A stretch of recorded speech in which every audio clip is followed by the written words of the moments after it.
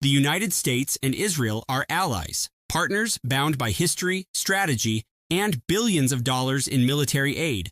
But what happens when that alliance begins to cost innocent lives? And what happens when the truth itself becomes a casualty?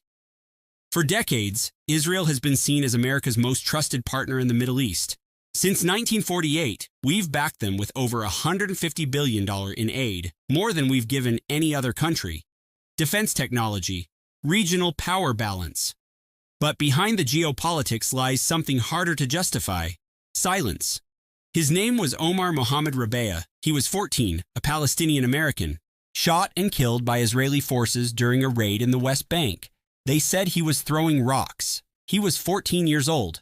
Omar was an American citizen, but where was the outrage? Where was the State Department press conference, the investigation, the accountability? When an American child is killed by a foreign military, and shouldn't that be more than just awareness? Just days before Omar's death, Israel's military admitted it lied, not misspoke, lied, about the killing of 7 humanitarian aid workers from World Central Kitchen. At first, they said the aid convoy wasn't authorized. Then they claimed it was mistaken identity. Then they accused the vehicles of turning off their ambulance lights. But the truth didn't come from internal accountability. It came from a camera. A video showed the lights were on, the route was approved, the vehicles were marked. The story Israel told the world fell apart, exposed not by transparency, but by undeniable proof. It wasn't a fog of war moment, it was a cover-up. And when the lie unraveled, they admitted fault, not because they wanted to, but because they had no choice.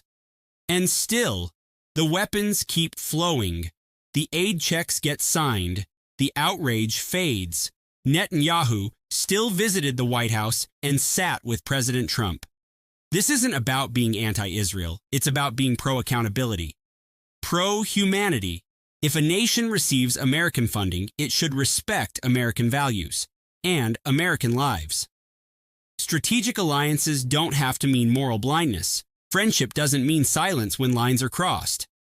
The question isn't whether the U.S. should support Israel. The question is, at what cost? And who will we become if we never ask it? Comment below, should U.S. support be conditional? Or is silence the price of partnership? Like, subscribe, stay informed, ask better questions.